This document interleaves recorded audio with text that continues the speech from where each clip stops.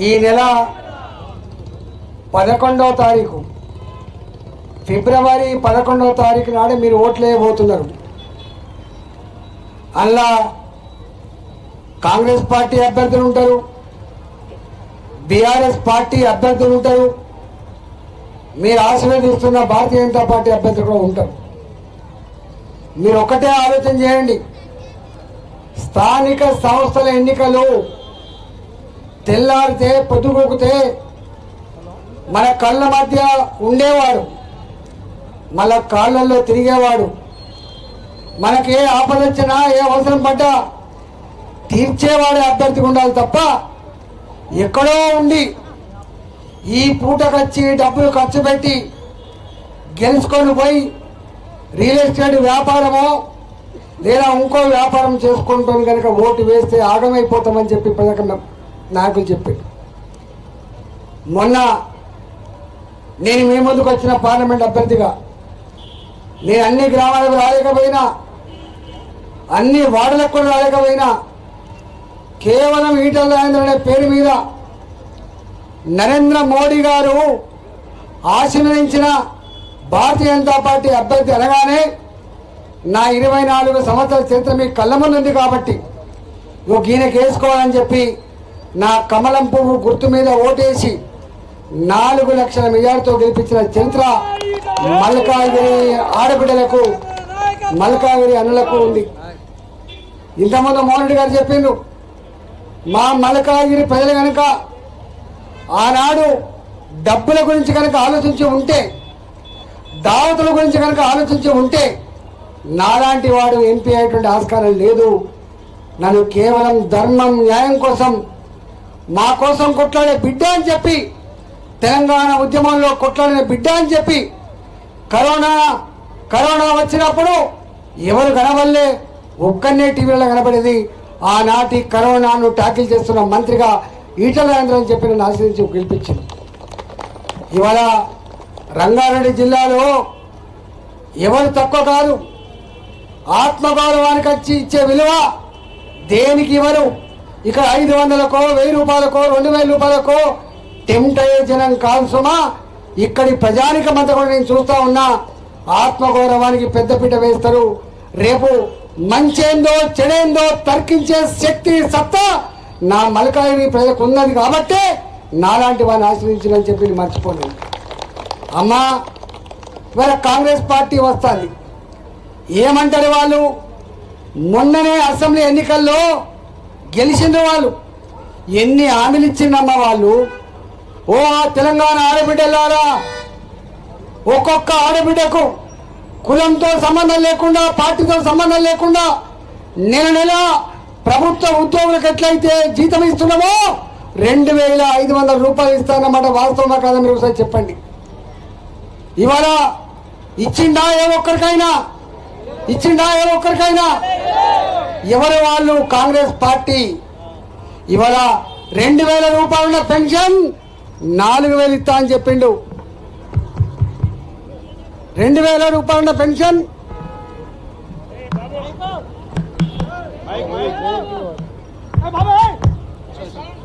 2000 రూపాయల పెన్షన్ 4000 రూపాయలు ఇస్తా అని చెప్పిండు.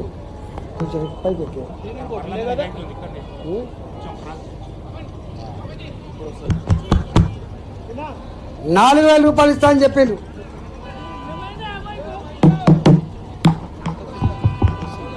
చూడు డిస్టర్బ్ కాలేదు. 2000 రూపాయలు ఇస్తాన పెన్షన్ 4000 అన్నారు, ఇచ్చిందా? 4000 పెన్షన్ 6000 అన్నారు, ఇచ్చిందా? ఇవాళ 4000 ఇవ్వకపోగా 6000 రూపాయలు ఇవ్వకపోగా భర్తలు చనిపోయిన మహిళలకు పెన్షన్, కొత్త పెన్షన్ వస్తుందా? భర్తలు వెళ్ళిపోయిన ఆడబిడ్డలకు కొత్త పెన్షన్ వస్తుందా? 65 సంవత్సరాలు దాటినమ్మా ముసలి తల్లులకు, మా ముసలి తండ్రులకు పెన్షన్ వస్తుందా? కొత్త పెన్షన్. ఇవాళ అంతేకాదు, ఇంక ఎన్ని హామీలు ఇచ్చిందో చెప్తే గంట చెప్పిన రోజు. అసలు 1,00,000 రూపాయలు ఇచ్చింది కేసీఆర్ కళ్యాణ లక్ష్మి. ఈ 1,00,000 రూపాయలు ఏం పిశాది? తులం బంగారం ఇస్తా అని చెప్పిండు. తులం బంగారం ఇస్తా అని చెప్పిండు. వచ్చిందా అమ్మ తులం బంగారం? ఆ 1,00,000 రూపాయలు కూడా పెళ్ళైన 6 నెలలకు ఏడాదికి మళ్ళీ కొడుకు పెట్టినాక బిడ్డ పెట్టినాక తండ్రి పైసలు, ఆ పైసలు కూడా చక్కగా ఇస్తలేరు. ఇవాళ గరీబు గుడిసెలలో గరీబ్ ఇళ్లలో వాళ్ళు అంటున్నారు, మా ఆడబిడ్డలు ఏంది బిడ్డ ఈ బంగారం గిట్ల మండిపోతుంది. ఇక పేదవాళ్ళు బంగారం పుస్తకాలు చేయించుకునే పరిస్థితి లేదు, ఎండి పుస్తకాలు చేయించుకొని బంగారం కలర్ వేసుకునే పరిస్థితి లేదు.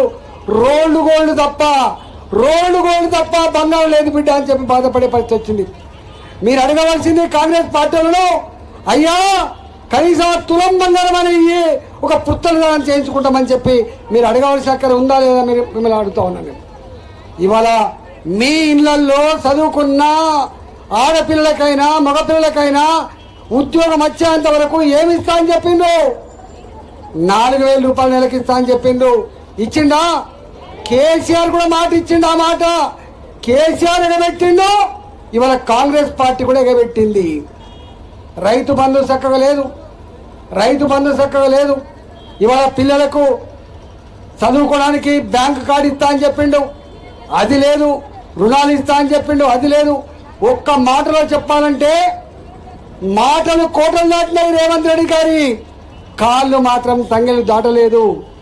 ఆనాడు కేసీఆరే మోసం చేసిందని చెప్పి కేసీఆర్ ధరణి చెప్పి 40, 50, 60 ఏళ్ళుగా తాతల నాడి కాలం నుంచి ఉన్న భూముల్ని మనకు కాకుండా చేసిపోయినని చెప్పి కోపంతో మనం ఓట్లేసినాం. ఇవాళ ఇదే పక్క పొంటి లక్ష్మాపూర్ ఉన్నది, ఆ ఊర్లో ఉన్న వేలాది ఎకరాల భూములు 100 మంది రైతులకు ఇవాళ ఇప్పటికి కూడా పాస్ పుస్తకాలు లేవు. ఇవాళ ఆనాడు అసైన్ చేయబడ్డ భూములు, ప్రభుత్వ భూములు సాగు చేసుకునే పేదవాళ్ళు ఇవాళ ఇనాము రూపంలో వచ్చిన భూములు కావచ్చు, రకరకాల భూములకు ధరణి వచ్చిన తర్వాత అడ్రస్ లేకుండా పోయింది. అనేక మంది కొనుక్కొని నా భూమే కాదు సాగు చేసుకుంటా ఉంటే ఆ భూములకు కూడా కాగితాలు లేకుండా చేసిన కేసీఆర్ వీళ్ళు ఇస్తా అని చెప్పిండ్రు. ఇంతవరకు నీ లక్ష్మాపూర్ను అడగండి, 2 సంవత్సరాలు అవుతుంది వాళ్ళ భూములకు పాస్ పుస్తకాలు వచ్చినాయి, ఒకసారి అడగండి. వాళ్ళు గంతే వీళ్ళు గంతే. ఇవాళ భారతీయ జనతా పార్టీ నరేంద్ర మోడీ గారు చాలామంది అనుకుంటారు ఇది మున్సిపాలిటీ కాకముందు ఏముండే ఉపాధి హామీ పని ఉండేది. ఇక్కడ ఉపాధి హామీ పని ఉండేది. మీరు ఎవరినన్నా అడగండి చదువుకున్నారని, మన పిల్లల ఇంట్లో పెరిగే చెట్టుకు పైసలు ఎవరిచ్చిండో, కట్టిన మురికి కాలువలకు డబ్బులు ఎవరిచ్చిండో, మనం నడుస్తున్న సిమెంట్ రోడ్లకు డబ్బులు ఎవరిచ్చిండో, మన ఊర్లో ఉన్న శ్మశాన వాటికకు ఎవరిచ్చిన డబ్బులు, మన ఊర్లో ఉన్న రైతు వేదికలకు డబ్బులు ఎవరిచ్చిండో, తడి చెత్త పొడి చెత్త షెడ్లకు డబ్బులు ఎవరిచ్చిండ్రు, ఎలిగే లైట్లు పెట్టింది ఎవరు, ఎలిగే లైట్లకు డబ్బులు ఇస్తున్నది ఎవరు, కరెంటు బిల్లులు కడుతున్నది ఎవరు, మన మున్సిపాలిటీలో పనిచేసే కార్మికులకు జీతాలు ఇస్తుంది ఎవరు? కాంగ్రెస్ వాళ్ళు కాదు సుమా, బీఆర్ఎస్ వాళ్ళు కాదు సుమా. నరేంద్ర మోడీ గారు 15th ఫైనాన్స్ కమిషన్ నిధులు వస్తేనే ఈ పైసలు వస్తున్నాయి. నేనంటలేనమ్మా, మీ ఎమ్మెల్యే గారు అంటున్నారు నేను గెలిచిందే బాగానే కానీ నా చేతులు ఏం లేదంటాడు ఆయన. అంటాడా లేదా? ఓడిపోయిన ఆయననే ఎమ్మెల్యే లెక్క పనిచేస్తున్నట, గెలిచిన ఆయన ఏం పనిచేస్తున్నాడట, రూపాయి లేదట, నా గవర్నమెంట్ లేదంటాడు. మరి నీకే రూపాయి లేకపోతే, నీదే నడవకపోతే ఈ మున్సిపల్ చైర్మన్ను నీ పార్టీని గెలిపిస్తే మా బతికేం కావాలని చెప్పి మా 3 చింతలపల్లి ప్రజలు అడిగిన మాట వాస్తవమా కాదా చెప్పండి. వీళ్ళకి కత్తి లేదు, నెత్తి లేదు.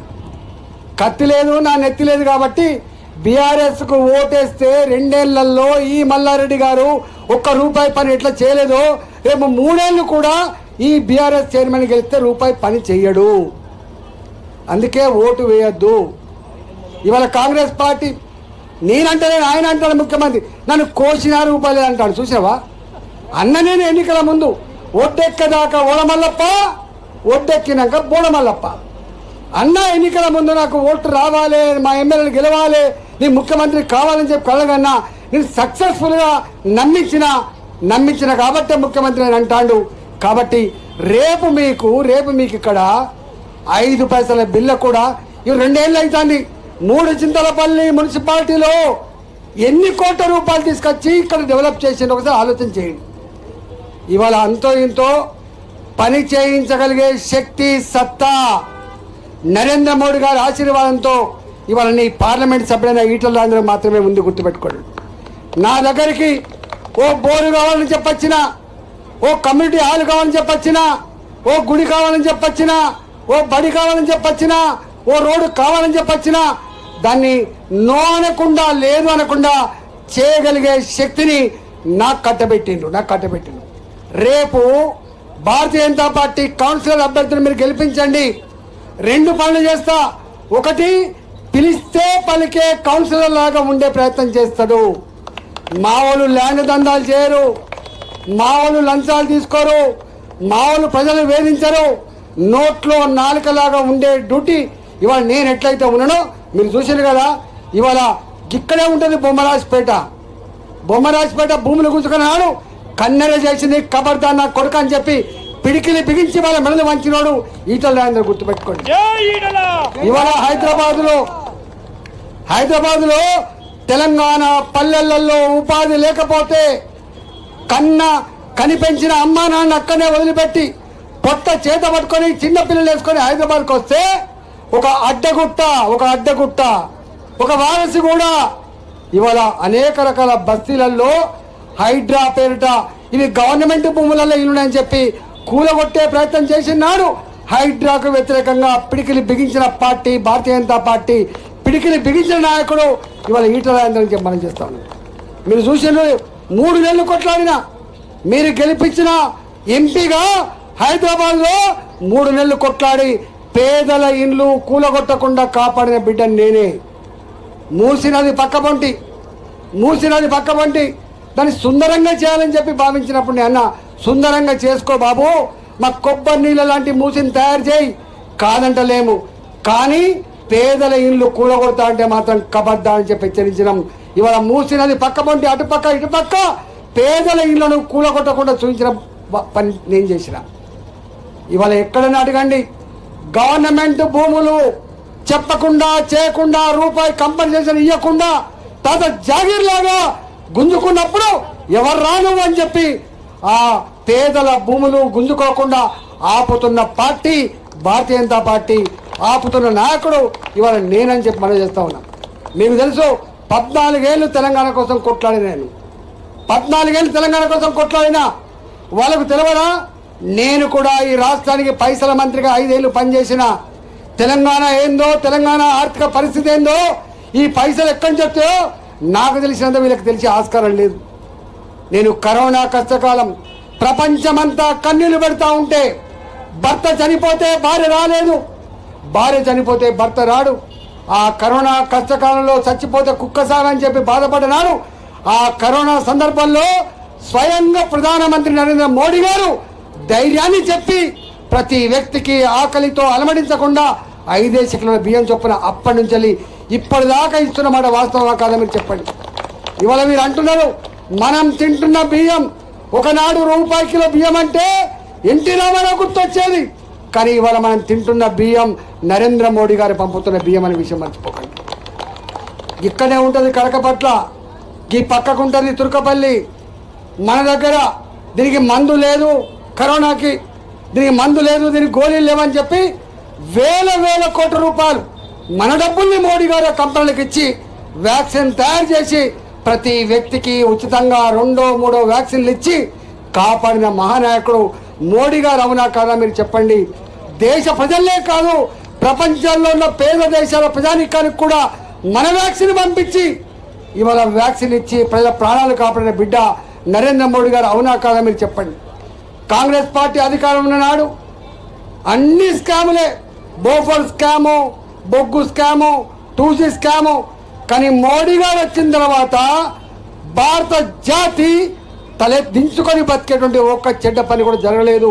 11 ఏళ్లుగా ప్రపంచంలో ఒకప్పుడు భారతదేశం అంటే పేద దేశం, భారతదేశం అంటే చిన్న దేశం అనేటువంటి ఫీలింగ్ ఉండే. కానీ మోడీ గారు వచ్చిన తర్వాత భారతదేశం ఒక కీర్తి పతాక ఎంత గొప్పగా ఉందో మీ ఊర్లలో నుంచి వెళ్ళి బయటికి పోయి బతున్నటువంటి వాళ్ళని అడగండి, చెప్తారు. కాబట్టి ఇవాళ మోడీ గారు ఆశీర్వాదంతో నన్ను గెలిపించిండ్రు.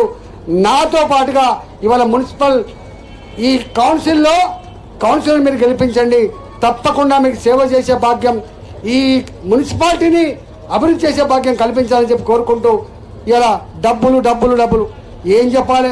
30 లక్షలు ఉంటేనే టికెట్ ఇస్తారట, 3 కోట్లు ఉంటేనే చైర్మన్ ఇస్తారట.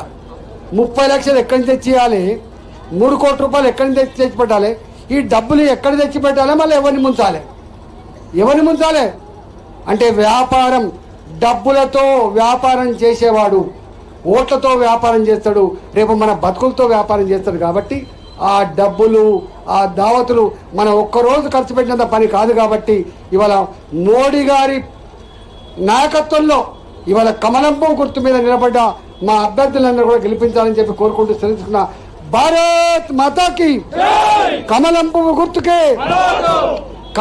గుర్తుకే